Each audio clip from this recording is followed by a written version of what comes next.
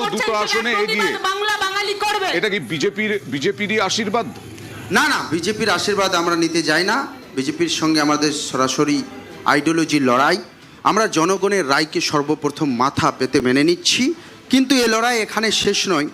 কারণ এটা নির্বাচনটা আদর্শ এবং নীতির হয়নি, এটা ইচ্ছাকৃত একটা বিভাজনের, পলারাইজেশনের লড়াই হয়েছে। এবং এখানে বিজেপির জয় হয়নি, বরং টিএমসির হার হয়েছে। টিএমসির কিভাবে হার হয়েছে? টিএমসি যে প্রশাসনিকভাবে সম্পূর্ণরূপে ফেলিয়ার ছিল, খাল কেটে কুমির নিয়ে এসেছিলেন। আরএসএস ভালো, মাননীয়ার মুখে শুনেছিলাম আরএসএস ভালো, বিজেপি খারাপ, এই সমস্ত কারণে হয়েছে। এবং এটা সিস্টেমেটিক, প্রায় 2.5 লক্ষ কেন্দ্র বাহিনীর নজিরবিহীন মোতায়েন, নির্বাচন কমিশন নিরপেক্ষ। একবার দেখাবো অগ্নিমিত্রা পল জয়ী হওয়ার পরে তিনি কি বললেন, আবার জয়ী হলেন অগ্নিমিত্রা পল।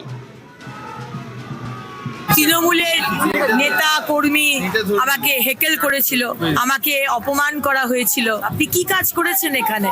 জবাবটা তো দিল সাধারণ মানুষ। আজকে মোদিজির জয়, আজকে আসানসোল দক্ষিণের মানুষের জয়, আজকে ইলেকশন কমিশনের জয়, আজকে আমার সেন্ট্রাল ফোর্সের জয়। দেখুন, অভিষেক ব্যানার্জি এবং মমতা ব্যানার্জি আপনারা ভেবেছেন আপনাদের এই ঔদ্ধত্য, আপনাদের এই চুরি, আপনাদের মানুষকে না পরিষেবা না দেওয়া, ভয় দেখানো, আপনারা ভেবেছিলেন বোধহয় ভয় দেখিয়ে এবারও জিতে যাবেন। গাড়ির বনেটে উঠে বড় বড় ডায়লগ পকেটে হাত দিয়ে বললেই তো আর হয়ে যায় না।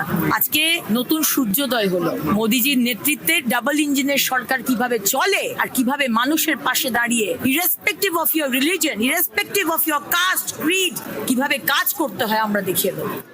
বললেন নতুন সূর্যের উদয় হলো। সাবিনা ইয়াসমিন তৃণমূল প্রার্থী, তিনি জয়ী হয়েছেন। তার জয়ের পরে তিনি কি বলছেন দেখুন।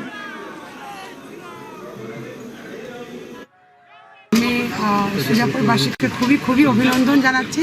এই জয় তাদের জয়, মামাটির মানুষের জয় এবং সুজাপুরবাসীর জয়, এবং তাদের নামেই এই জয় আমি উৎসর্গ করছি।